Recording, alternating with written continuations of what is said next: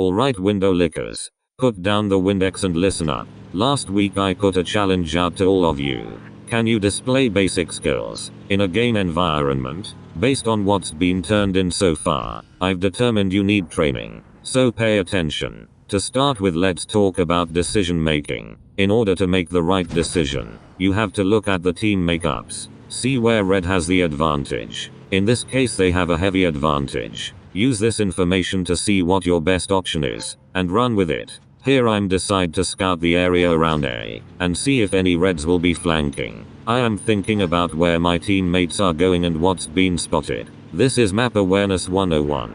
Once I see an opening, I act on it and reassess what to do next. After capping base A, I see where the reds are popping up, and move in to farm the flank and cause some disruption. I want to position myself where I can easily put out damage, but I will be difficult to hit.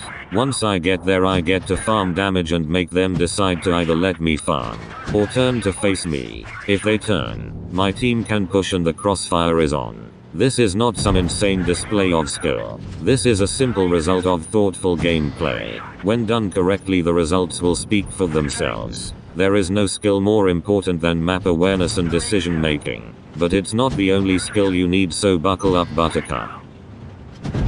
The next basic technique I will cover is side scraping.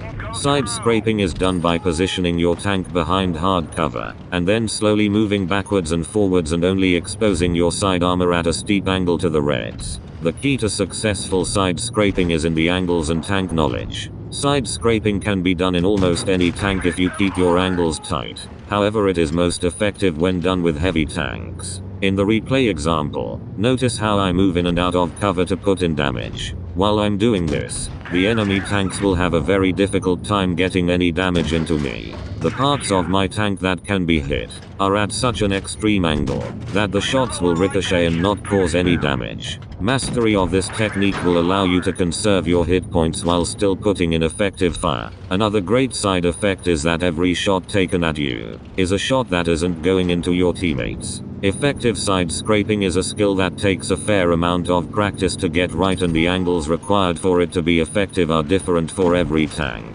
I encourage you to grab a friend and hit up a training room to practice these skills. It should be noted that doing this incorrectly will result in losing hit points rapidly and usually an early exit to the garage. Up next we have the Peekaboom technique. To effectively Peekaboom, you simply position your tank behind hard cover, pull out just long enough to fire a shot into the reds, and then moving back behind cover. Peekabooming can be used in combination with other techniques such as side scraping and going hull down. The key thing to remember while Peekabooming is to remember to get back behind cover as soon as you fire. While you are reloading, you should not be exposing your tank to incoming fire. Another aspect of being good at Peekabooming is understanding of camo mechanics. When you are behind cover, and the enemy team does not have a direct line of sight to your tank, it takes approximately 10 seconds for your camo to reset. While your camo is active, you are completely invisible to the enemy team. If you keep that in mind while you are Peekabooming, you can essentially be invisible until you fire your gun. If you have decent aiming ability and can time your shots correctly, you will minimize the chance for the enemy to get shots into you. Bear in mind that effective Peekabooming should not involve trading shots and damage with the reds. If you are getting shot each time you peek, you are not allowing your camo to reset, or you are in a bad position for Peekabooming.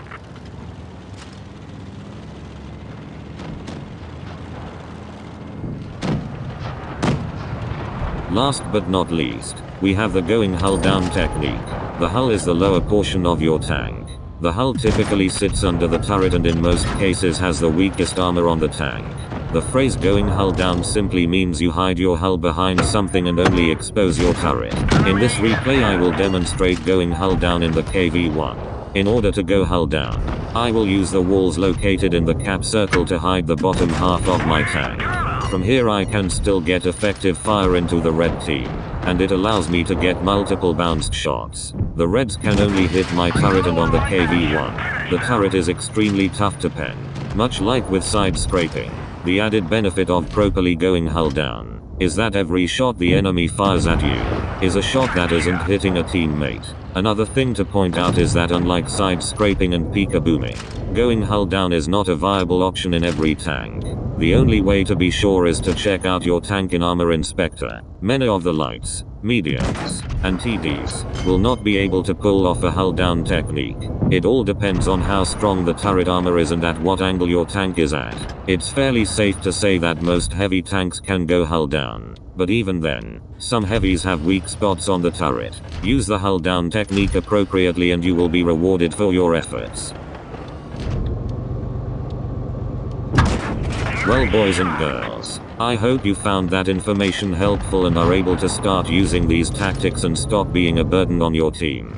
Mastery of these few skills will undoubtedly cause your win rate to skyrocket. I have been able to maintain around a 70% win rate by using these simple, yet effective skills. There is no doubt in my programming that you have the ability to perform at a high level in the first 5 tiers as well. As you can see from these results screens, very few of the window lickers occupying tier 5 have any concept of these skills. So practice what you've seen here today and become a blitz legend, or at the very least you can kick the Windex addiction. Now get out there and wreck some filthy noobs.